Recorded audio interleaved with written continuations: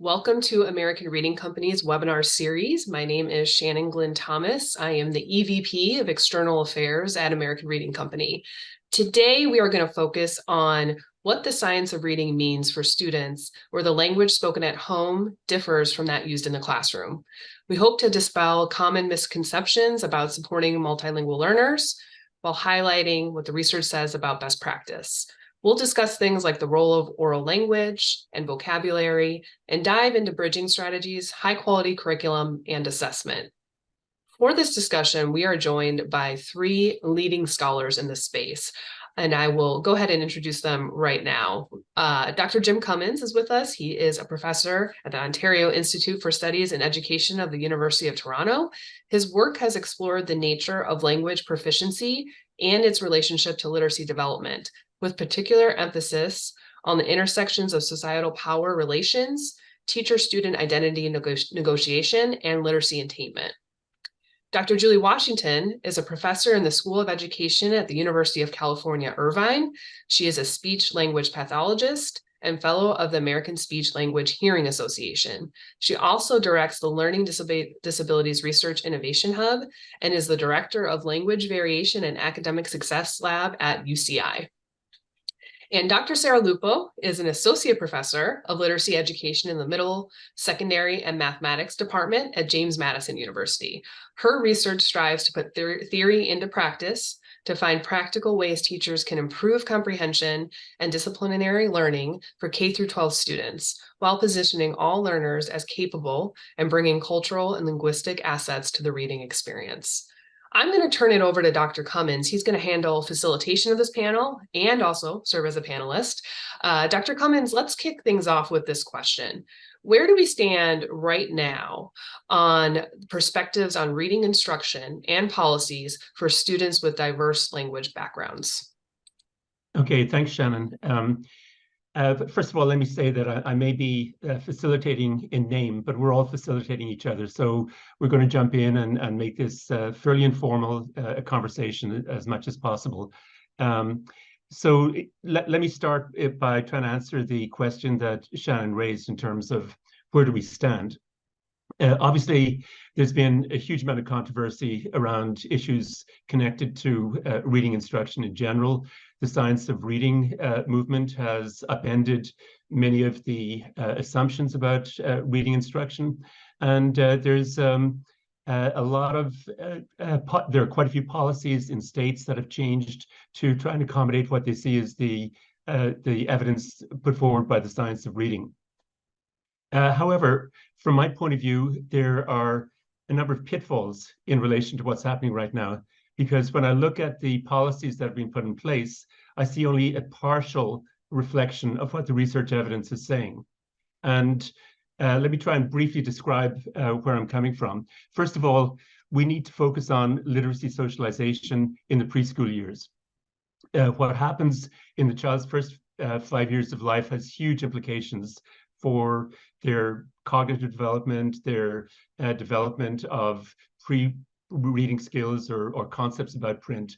And we know that children who are living in poverty, children whose families are struggling to put food on the table, often don't have money to buy books. There's a big gap in terms of access to print between children coming from different income backgrounds.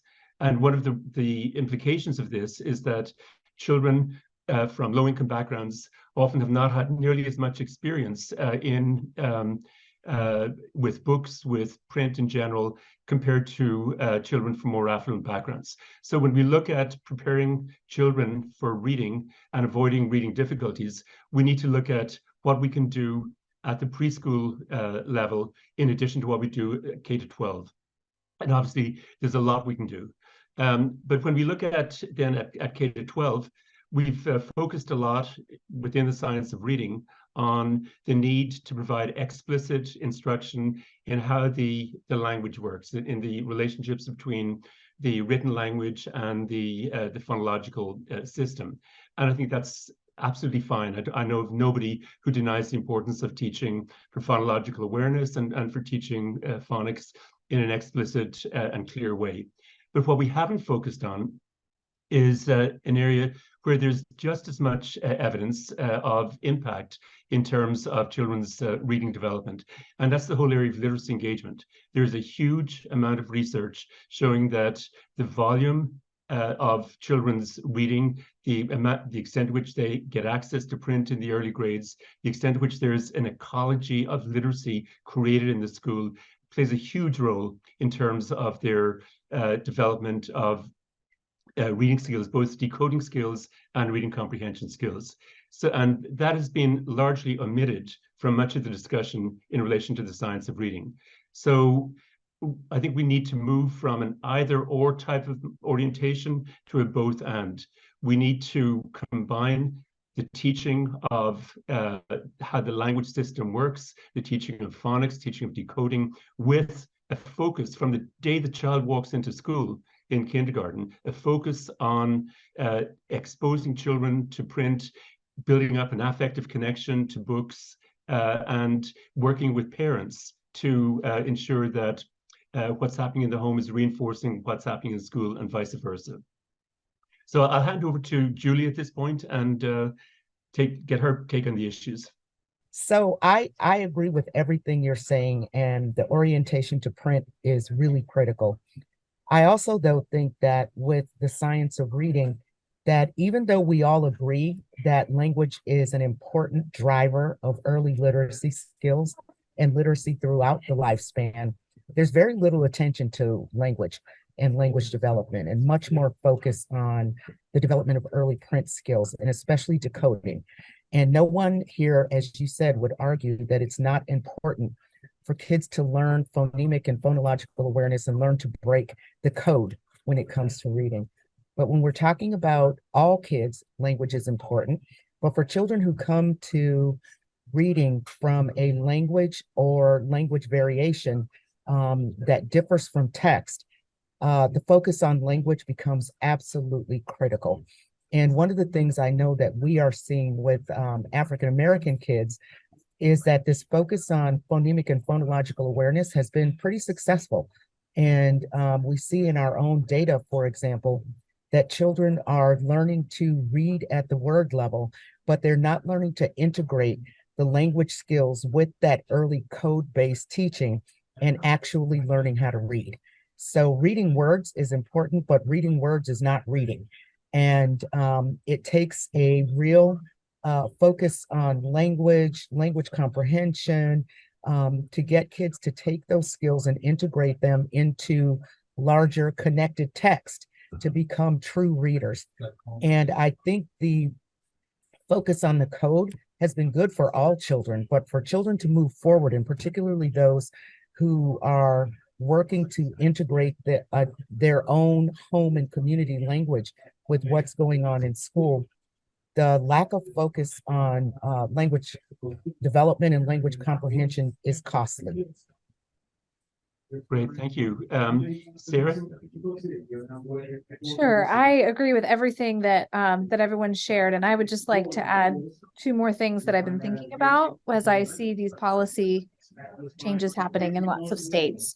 And one of those things is that I think as we're looking at, aligning our practices to the research, and we're talking about research-backed practices, I just want to make sure that these research-backed practices have been tried with students from diverse backgrounds, and that we are looking for practices that we know work for students who are, say, language learners, or students who have different dialects or different backgrounds in English. And so I think that's one important thing that sticks out to me, to make sure that as we align to the research, we're looking at who these studies have been conducted with.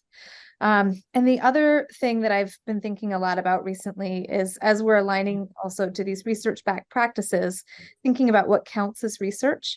I've seen a heavy emphasis on quantitative studies and quantitative evidence, which I think is good and has some value, but I think the qualitative research base gets a little bit ignored. And I think that the qualitative research can really tell us for whom and when and under what conditions a certain practice may work.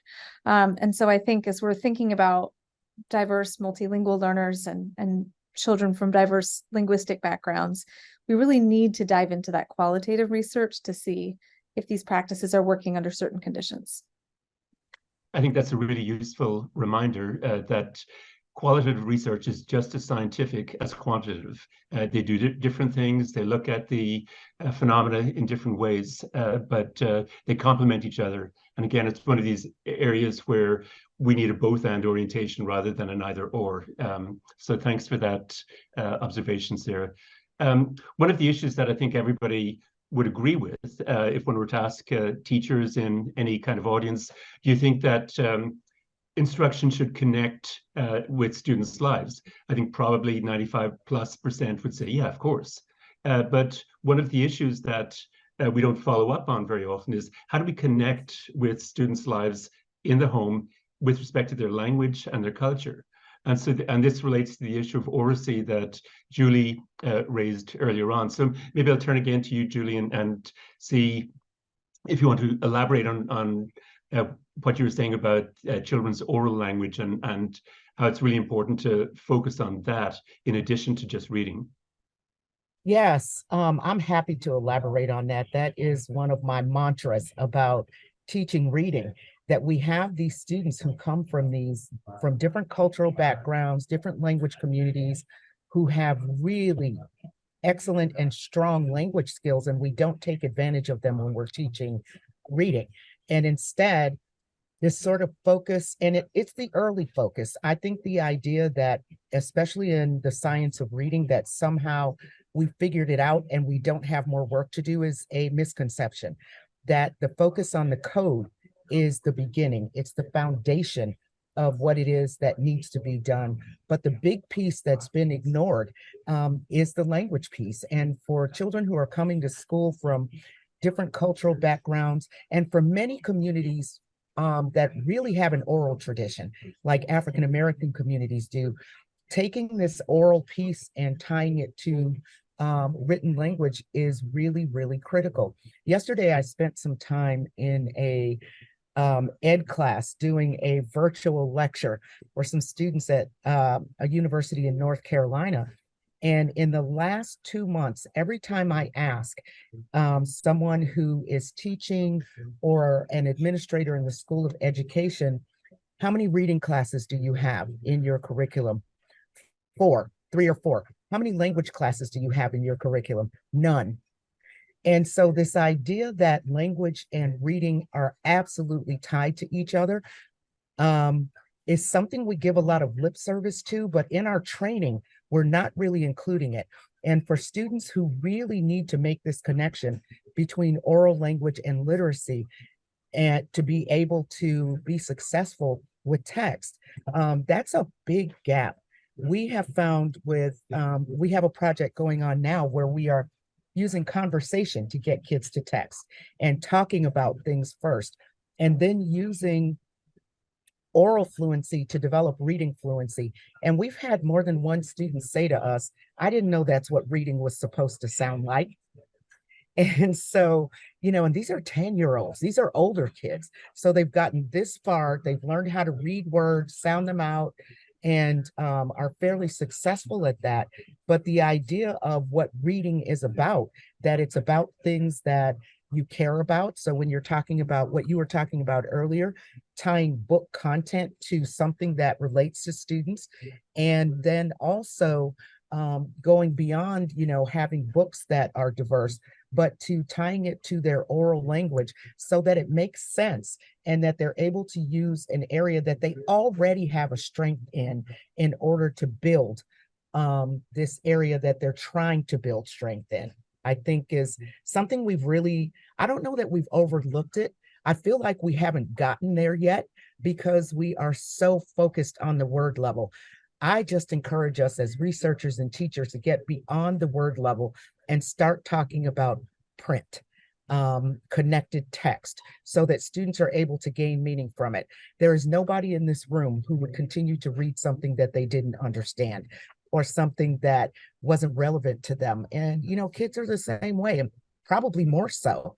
And so if we want children to read, we have to make reading worth doing. It sounds like what you're saying, or one of the ways of rephrasing some of what you're saying, is that in addition to trying to make instruction culturally relevant, we need to make it linguistically relevant or linguistically responsive right. as well. And That's a that great way to applies whether say we're it. talking about varieties of English or other languages. Sarah, do you want to jump in on this issue with when we look at multilingual families or students who are speaking a language other than English at home, how do we bridge that gap in the school context? Yeah, and I think that kind of is a nice extension from what Julie was just sharing on building on students' already strong language skills they have and that they're bringing, and viewing all learners as having linguistic strengths that they're bringing to the reading experience. I like to kind of take the approach of viewing all my learners as bringing something valuable to the reading experience, then leveraging what they do know to help support them in being able to understand text. And I think this includes viewing their additional language resources beyond just English or beyond academic English as strengths, rather than viewing my students from a deficit perspective. And I think that this shift can really help us strengthen our comprehension instruction and our language instruction. And so I think, thoughtful text selection is one way that we can do that. Julie mentioned connected text. And so I often think, can I include at least one text, even if we have to read about photosynthesis? Like, can I include a text that helps my students see why they, as a multilingual learner in this particular school, in this particular grade, needs to learn about photosynthesis? Can I try to connect this to their home lives? And I think that's a really important way we can do that. But additionally, I think bringing their home languages into the classroom is really helpful. And so I've taught a lot of multilingual learners, and I've given them opportunities, if there are other students in the class who also speak that language that they're more comfortable in, they can talk about our content for a little while in that language, or they can write about their content in that other language. It doesn't just have to be in English. And we know from the research that every time we allow our students to speak using their linguistic strengths, we're actually improving their literacy in English also, because anything that we do to improve their language and their literacy is going to transfer over into English. And so I think that's another way that we can do that. I think it also shows our students that we value the language resources they bring to the classroom. Asking students to share about the content that they have just learned in science or social studies or even ELA, but doing it in their own language and writing that they can then bring home to their parents and share, I think is another great way that we can bridge home resources and school resources. And teachers can also view parents as a resource in this way too. Hey, I've let your child write in this particular language. Could you help me look at it and see what it says and see if you can help support this? That's a way that we can start viewing parents' linguistic resources as a strength also, rather than just viewing our parents who don't speak English well from a deficit perspective. Well, there's a lot of content in there, Sarah. Let me just try and react to a couple of things that you mentioned. One is the whole question of the relationship between oral language and written language. To me, they're two sides of the same coin. We build on the oral language that children bring into the classroom as a way, as a foundation for their acquisition of written language, but also written language and for example, listening to books being read aloud by teachers or parents is one really crucial way in which children develop their oral language. There was research done a number of years ago by a researcher called Massaro, which showed that children's books, children's picture books, contained about twice as many sophisticated or rare words compared to the conversations between parents and children, or even between the conversations between adults. And so if we want children to expand their vocabulary, which they need to do as they go up the grade levels, we need to expose them to the language of written text and talk about the text, delve into it, so that those the concepts that are and the vocabulary that is being developed in the written text or is in the written text becomes oral language for the students. So that's one point. Another thought that occurred to me as you were talking is that I think when we look at the United States context right now, obviously there's been a lot of debate over the last 50 years about bilingual education, mainly focusing on Spanish, English programs and bilingual programs. And that debate seems to have faded into the background because dual language programs are far more accepted and have a huge amount of research backing at this point as to their efficacy. But we still haven't really grappled with the issue that you've talked about in terms of if we have a mini United Nations in a classroom with multiple languages there, how can we connect instruction to students' home language? How can we communicate to students and parents that their home language is an asset that they can build on? And I think one of the exciting things for me is that over the last 25 years, we have an increasing number of case studies documenting exactly how we can do this. And these are incredibly inspirational, and they're accessible on the web in many cases. One source for looking at some of what's been happening is a network that has been established relatively recently called the Language Friendly Schools Network. You can get access to this by searching for or putting in language friendly school, all one word, .org into a web search. And there you have principals and teachers from about 20 plus schools talking about how they have integrated children's home languages into the classroom. In some cases, they've done exactly what you said, Sarah, in terms of students writing dual language books that then become part of the class library. And so you have these books in the school library, class library, you have them up on the web, children bring them home to parents, and you're validating students' language and culture, not just as a family, not just in terms of their legitimacy within families, but their huge impact for children in terms of their identities as they grow older and the opportunities that are opened up to them. And so now I think we have a lot of guidance in terms of, and a lot of examples of how we can move in this direction as a whole school community. Julie, do you want to add to any of that? I do. You know, one of the things that I am glad to hear you and us talking about is how reading pushes language, not just that language pushes reading. And so you talked about it, Jim, relative to vocabulary.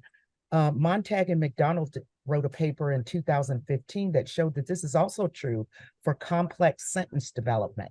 So that sentences like relative clauses, I saw the boy who went to the store, occur significantly more often in children's storybooks than they ever occur in oral language conversation. So when you listen to adult speech, many of the structures that we expect children to learn from a complex standpoint, they are not going to hear in their conversations with the adults in their classrooms or in their homes and environments, but they're going to learn them from text. So not learning to read has great consequences, not only for reading, but also for language, because both vocabulary and sentence structure are learned to a great extent by reading books. And so I wanted to kind of lift that up. And I also want us to remember that when we're talking about tying kids' home language to school and to reading, we can use books that support what kids are doing with oral language. But the other thing we can do as teachers is just stop suppressing the use of home language and community languages in the classroom and allow students to use what they know about language to support learning text. And I think some of the mistake that we make or the patterns that we see are that we understand as researchers that we really need to value home language and community language. We have to see that happening in classrooms so that kids feel able to support their new learning with the things that they already know. Absolutely. And this ties in with the whole issue of focusing on building up students' awareness of how language works, demystifying how language works. Mm-hmm. And that starts at kindergarten level with making sure that students have attained the alphabetical principle, that they have phonological awareness, that they are understanding or beginning to understand the relationships between the sounds of the language and the written language. But that same strand goes K to 12 and evolves from a focus on the initial reading area into looking at language awareness, demystifying how, for example, relative clauses work, and demystifying how language works in our society. And so there's a renewed interest, I think, in language awareness as a focus throughout the curriculum, but not just language awareness in terms of looking at the structure of language, but looking at how language is used in our lives and looking at critical language awareness. And more recently, people have been talking about critical multilingual language awareness. And so this whole focus on demystifying, helping students demystify how language works has got to be a major theme throughout the curriculum. And that goes together, it's once at the other side of the coin from actual engagement with language and engagement with text. Sarah, in terms of your perspective on how we can support multilingual learners in the classroom, like what kind of strategies should teachers use in terms of helping students build knowledge while they're still in the process of learning English? Yeah, I mean, I think giving all of our students exposure to the curriculum is important across all of the subjects, even as they're learning English. That's how they're going to learn the language of science and the language of history and social studies and English language arts. And I do think, really good quality curriculum is a nice starting place, because teachers can then use that curriculum and scaffold that to help our students be able to access that. And so I would say, yeah, sticking with the good curriculum and giving students opportunities to chat in their home or more comfortable language to help them process ideas. Using lots of visuals and pictures can help students as they're still acquiring the English language and learning that. I think those are all good starting places. Right. So if the teacher is a monolingual English teacher and she or he has multiple languages in the classroom, how can knowledge be built? How can that first language be kind of mobilized to help students acquire knowledge? I think when we look historically at it, back in the 60s, 70s, 80s, it was fairly common to have an implicit assumption that, well, kids in the early stages of learning English really have to learn the language first before they can participate in the regular classroom and participate in project work or challenging curriculum work. How has that changed? Can you explain what piece of it changed? Well, in terms of the assumption that if students were in the early stages of learning English, they could not participate in regular classroom work, and I think that has changed over the last little while, and children's home languages are part of that process of change. Yeah, I mean, I'm glad to see that change. I think that providing students with opportunities to have access to the curriculum is really important from the start. And I mean, I used to teach students who had all kinds of different language backgrounds. I taught in a town that had a refugee center, so many of my students had limited and interrupted formal schooling. Many of them were born in refugee camps in different places in the world, and they came to the US, and some had excellent schooling in their refugee camps, and some of them did not. And schooling, they just didn't have opportunities for it. And I was teaching at a high school at the time, and many of my students came to the US as teenagers and were learning to read for the first time while they're also learning English, while taking biology and algebra and some really challenging subjects. And I'd say, there's certainly a silent period for them where they're getting lots of language exposure and not necessarily engaging back with the curriculum, and that's okay. And I think being patient with that period is okay. As much as possible, I tried to give students opportunities to explain to each other in their home language what was happening and giving content to each other. And so if we have a student who already knew a little bit more English and could take a little bit more in, now you go and you help this student over here who speaks the same home language as you and they could support each other. And then as they grew in their English knowledge, then they were able to in turn help other students as they came in. And so I think using the language strengths that you have in the classroom is really helpful. And I didn't speak most of their languages. And I found that it was still really easy to help support them in doing this. And I think that I really just think this is the way. In some cases, I didn't have a student who spoke that student's language in my classroom. And so we would just have to kind of know that they were listening, and then when they were ready to engage, they did engage, and all the students came out of their silent period, and then we were able to learn that content. Right. Julie? Yeah, I love that answer. I mean, it's absolutely true that because a student's not talking doesn't mean they're not learning. And so allowing students to participate makes a lot of difference. But when there are students who speak the same language in the classroom, and they're more than one student, giving them the opportunity to learn and to support their learning in their home language is really critical. That's one of the areas of research that is being developed in South Africa by Leketi Makalela, where he shows that if you have students who speak the same language in a classroom, you give them a problem to solve, they will naturally split into language groups and use whatever their home language is to support that new learning. But the opportunity to do that has to exist. And so that's one of the things I would say, Jim, is that the opportunity to talk in classrooms doesn't always exist. And we have some kind of,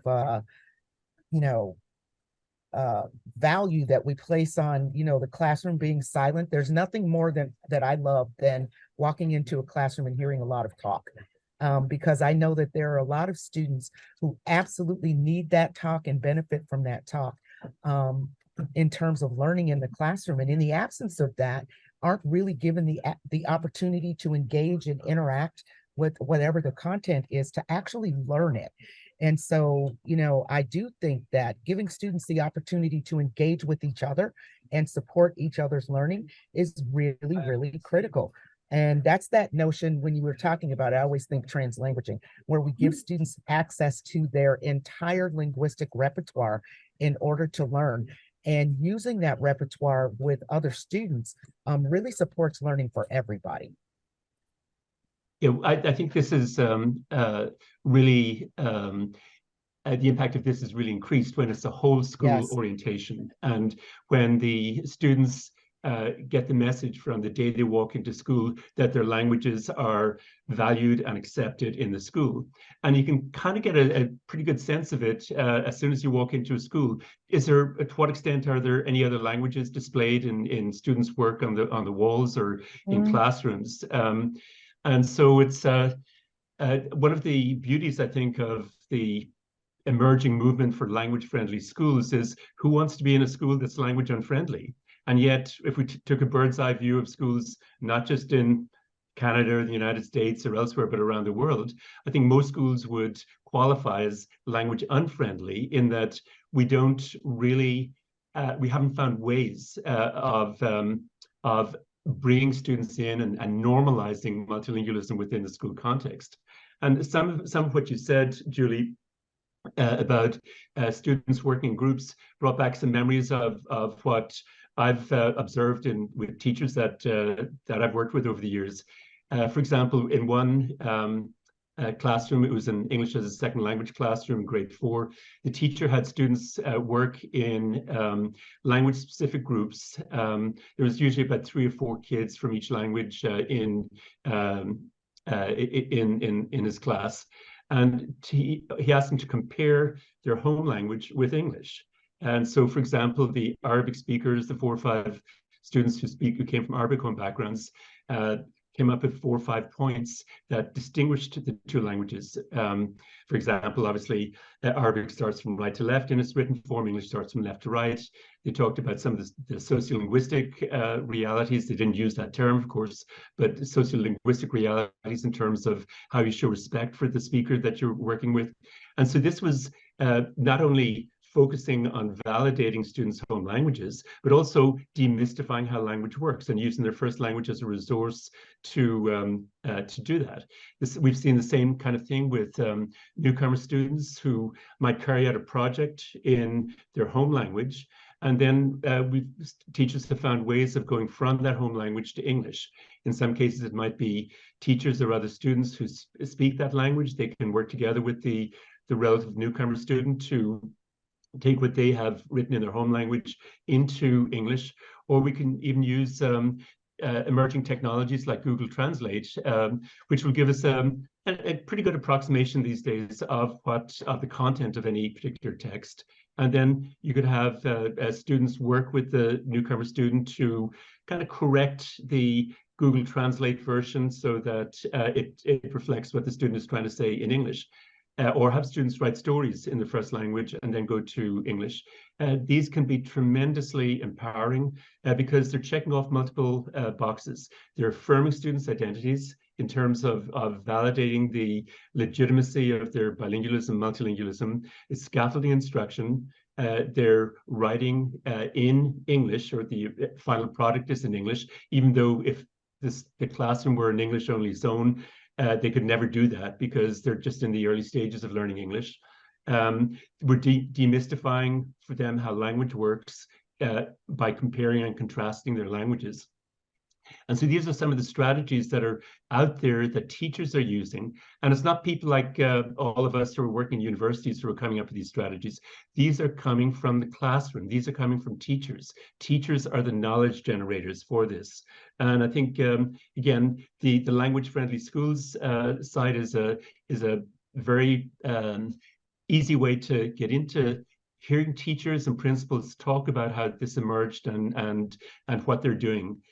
In ways that the entire school benefits from it, because the entire school becomes an environment or an ecology where students are becoming curious about language, and students from English home backgrounds are learning about the languages of the world, in addition to having English as the only language that matters.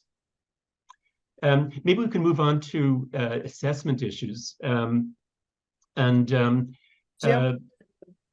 can I just say that there's a thread in the chat focused on this idea of language-friendly schools and how a lot of times it's lip service and it's not really happening in practice. And so I do think we're talking about a mindset shift. It's not just about practice and policy.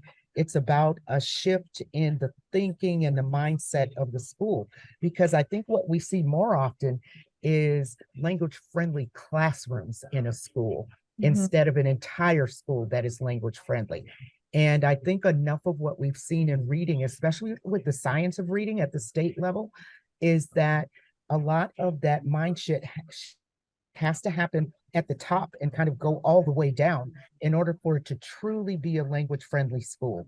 But I do think that we're talking about not just changing the way you teach, changing, your curriculum, it's changing the way that you think about language and its place in the classroom and in learning for kids. Julie, I would add to that it's also a shift in mindset about how we think about our students. Yes. And I've been in some schools where we just have very deficit views of children. They are not capable. They can't speak English, therefore they're not capable. They can't speak English, therefore they shouldn't have this content yet. They can't speak English, therefore I'm not going to ask them to speak. And I think that I find that if we can shift that first mindset, they are capable. They can do these things. The other things come a little easier.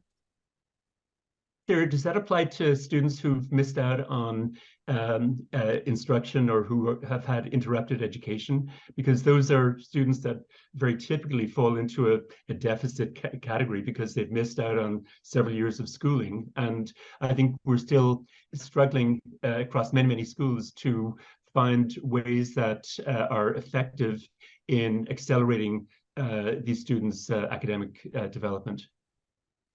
Yeah, I definitely think it still applies. They're still bringing something to the situation that's valuable, and they can't control oftentimes their the lack of schooling that happened prior. But I worked with a lot of students that fell into that category, and we just kept moving forward every day.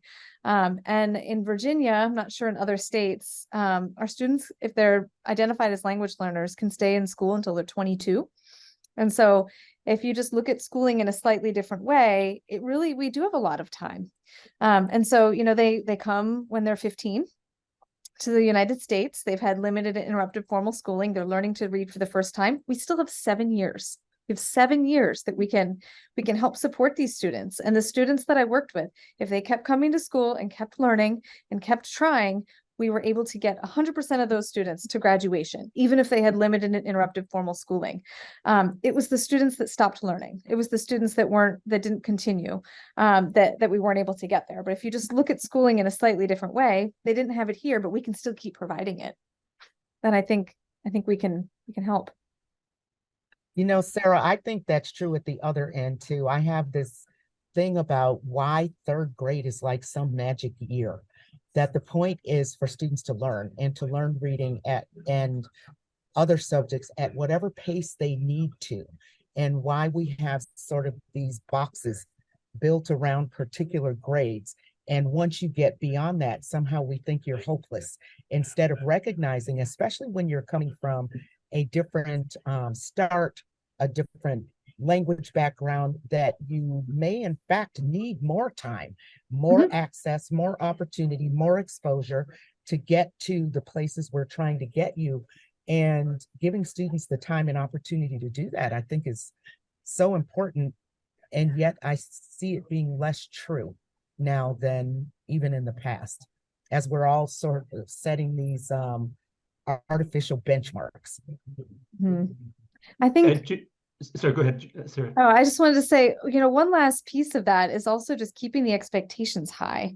Yes. Valuing students' home languages and valuing their backgrounds is all well and good, but if it leads to lowering expectations for students, it actually is more harmful than helpful. And so I think being able to view that we have more time and being able to think about things and, bringing the language as an asset in order to help them get to those grade level expectations, I think is a really critical piece that I just felt like had to be said.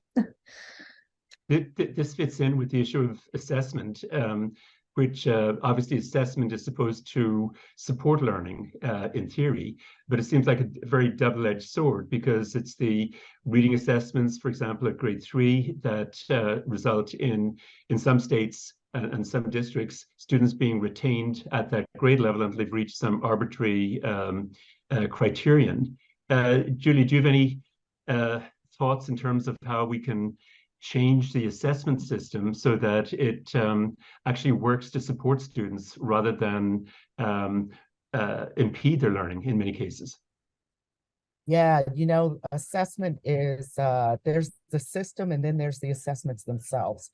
And one of the things that a couple of studies that have just come out that are concerning to me are about how retention is beneficial to students. And we used to talk about that very differently, because there is a long history of science that says that it isn't. But as we see states start to rely on things like a third grade gate, there's more research now talking about how, it does benefit students to hold them back. I don't think holding them back benefits them. It's the intervention that in many states like Mississippi that students get if they are retained that moves them forward. But we have to find a way to do that that's not harmful to students. And when it comes to assessment, I mean, for me, I don't work with English learners. I really focus on kids who have within language variation. And one of the things we see on our assessments that I know is also true for English learners is that when you look at the assessments and you have the target response, you have the target items, then you have the items that are errors, that have errors in them that students are supposed to identify as wrong. We have a test of language development that we use where on one of the subtests, we kept seeing that students were sealing out on the test at item 15, almost without fail. And there are 50 items on this subtest. And so we went back and looked at it, and it's like, what is so magic about item 15? Well, it's not magic. Item 12 13, and 14 are all examples of African American English and are considered errors on the test. So when the kids say that those are correct, it's wrong because that's not the desired response. And so what we're seeing is this artificial ceiling that's happening for kids where their performance on the instrument is impacted by their language differences. And we never actually get to see their competence in this area because the instrument is biased linguistically.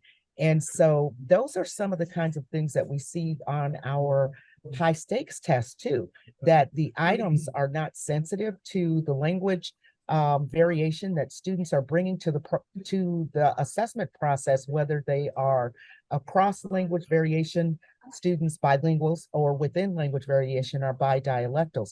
So the assessments themselves are also problematic. And we've known this for a long time, and yet we continue to use them. And so they are really high stakes. Do you get to move on? Do you get to move into this classroom? Will you be identified as gifted? They're very high stakes. So the assessment themselves are problematic. It's not just the process of testing, it's the actual instruments.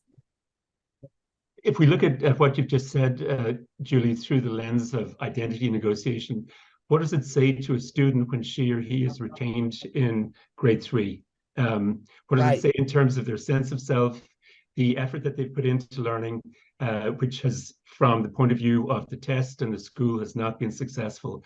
What does that say in terms of the way they see themselves and schools? And what does it say when a test has items that are marked wrong when they reflect the reality of the way we use language outside the school?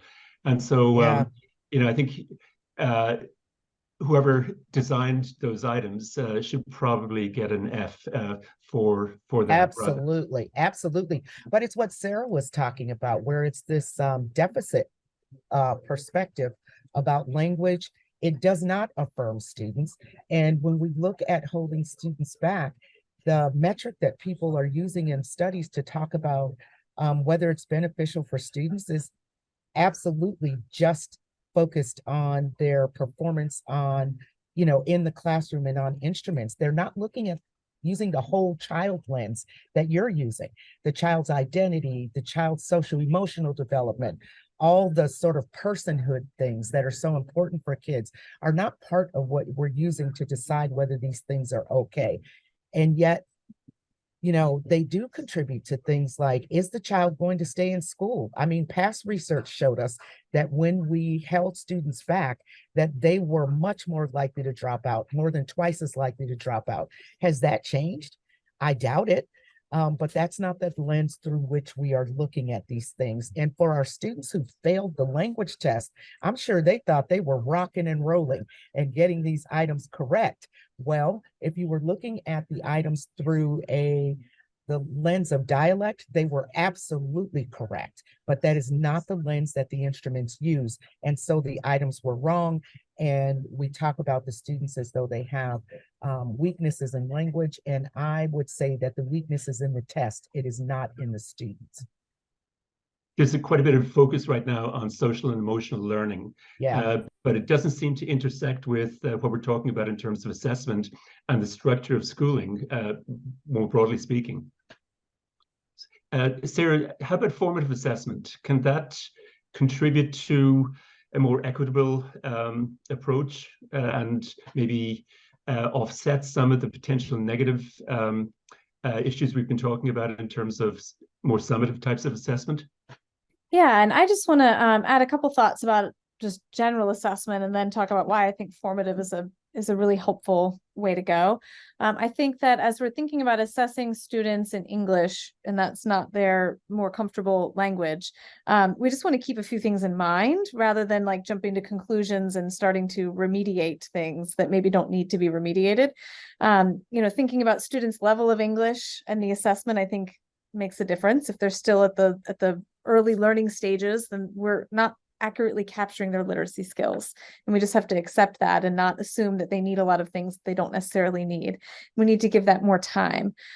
Things like vowels. I've seen a lot of English learners really get stuck with especially short vowels, but long vowels too. And that's because if those weren't sounds that they had in their home language, those sounds are going to be really hard for them to learn. And so we don't want to keep them stuck there. We want to keep them moving, and teach them other phonics patterns and other things rather than keep them stuck at this one place. And this is why I think like a spiral phonics curriculum is much more valuable for a lot of our language learners, because it keeps coming back and giving them opportunities. And I speak another language where the vowels are very unsimilar to English. And I'm always going to struggle with those vowels. Like I don't know that I'll ever not struggle with those vowels because they're not sounds in my first language. And another thing we need to consider is speed. I often see, students that are English learners don't read as quickly. And then it's assumed, well, they're not reading on grade level because they didn't make this grade level speed benchmark that we've set. And if you read in a second language, you're going to read slower. And that slowing down is actually helping you be able to understand that language. And so that actually has value. And so this idea that if we don't read at a certain speed, we can't comprehend, we have to remember that looks different for language learners. And so I think it's just taking a wider view as we look at assessment. But I also know that multiple choice assessments of comprehension can just be very difficult for lots of learners, and not just language learners and not just students from different language backgrounds, but multiple choice assessments of comprehension in general can take a very narrow view of what understanding that text is. And so, I've heard teachers say things like, well, the students, they can't comprehend because English isn't their first language. They didn't understand. Let's try in a different way. Let's ask them to retell what they heard in the passage. Let's ask them to share in writing what they heard in the passage, and use that formative measure to assess whether or not they're understanding.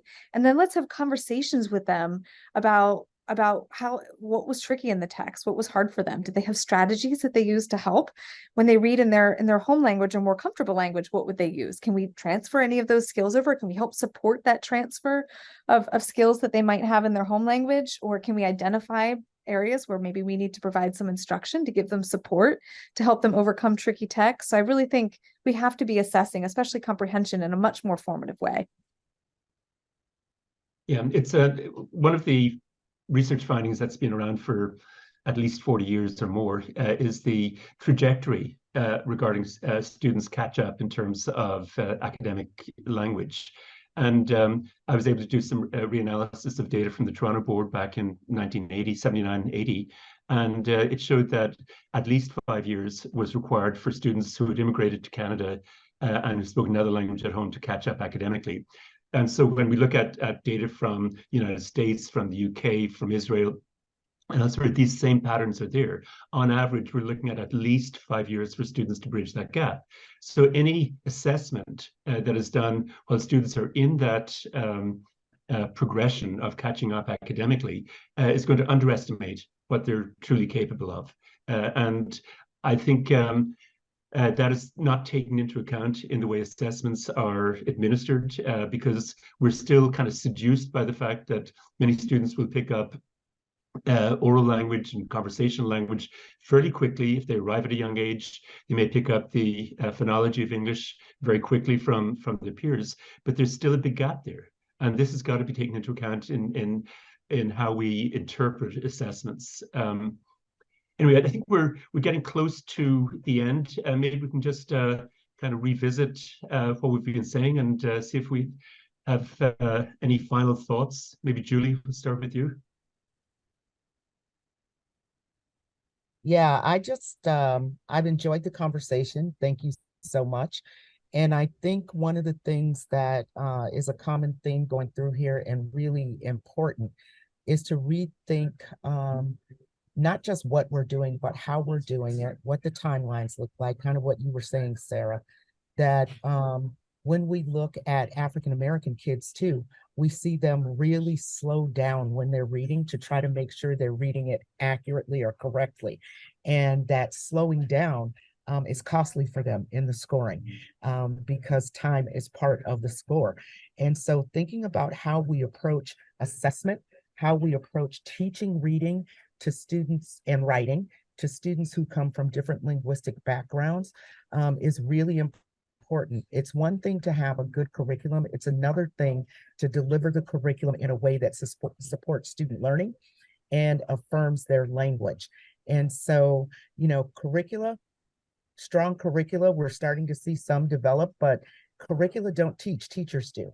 And so teaching the curriculum to students in a way that affirms them and that takes into account how their linguistic variation is impacting how they're relating to text and what they're learning when they're learning it is really important for teachers to do. It's not too much to ask. We need to know who's sitting in front of us, what strengths they bring to the task, what differences they bring to the task, and what that means for us in terms of the way that we deliver content. Great, thank you. Sarah? Yeah, I think I agree with everything that Julie shared. And I just think remembering that literacy skills transfer between languages. And when I use the word literacy, I'm not just talking about reading and writing, I'm talking about language use. And so just remembering that all those opportunities to bring in students' home language strengths is really helpful.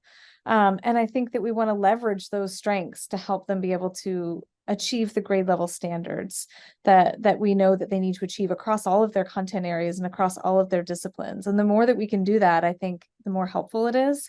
I think instead of changing the goalpost, we want to increase the scaffolds that we put in place. And I think, as Julie mentioned, that means paying attention to the students that are right in front of you, because the scaffolds aren't going to look the same.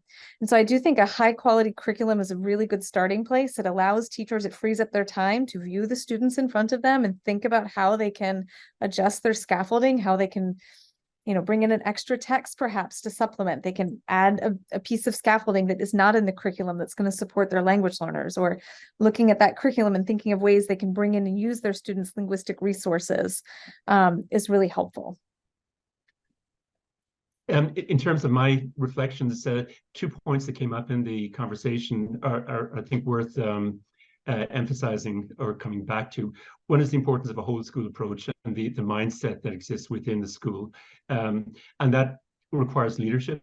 And so school principals and administrators in general need to be aware of the research. And so when we look at reading, we need to be aware that, yeah, we need to teach explicitly how language works, but we also need to create an environment where students have ample access to books, where there's an ecology of literacy engagement in the school, where talking about books, taking books home from classroom libraries or the school libraries is normal and done on a regular basis, where parents are involved in this process. And so when we think about science of reading in relation to all students, but particularly this applies to students who are coming from multilingual backgrounds, or students whose cultural and linguistic background may be different in various ways from the school norm, is we need to focus in on what's happening in the entire school. And one way of starting this conversation at the school level in terms of whole school approaches is to ask ourselves, like, what is the image of the child? What is the image of the student that is reflected in our instruction as it is now? Are students getting the message that they're capable of becoming bilingual and multilingual and biliterate? If we walk through the school and there's no sign of any language other than English displayed on the walls, students are probably getting the message that this is an English-only zone and you leave your language at the schoolhouse door. If we do not see evidence of students engaged in intellectually challenging projects where they're exploring issues that are relevant to their lives, then that's an issue. So if we look at what is the image, the implicit image or the subtext of our instruction in the school, we can ask ourselves, is this where we want to be as a school community? Does this reflect our image of ourselves as educators, or are there alternatives? And I think in many cases we'll find that there are directions we can go in that would more closely reflect who we want to be as educators. And that applies to multilingual students, it applies to students who are speaking varieties of English in the home. And it requires a reflective process within the school, and it requires leadership. So I'll hand back to Shannon at this point, and thank you and ARC for the opportunity to have participated in this conversation. Well, thank you so much, Dr. Washington, Dr. Lupo, Dr. Cummins. This was fabulous, enlightening and informative discussion, and a great dialogue happening in the chat as well. So really appreciate you joining us today, everyone. And thank you again to our panelists. Be on the lookout for future ARC webinars. We'll be hosting another one in January, taking the month of December off.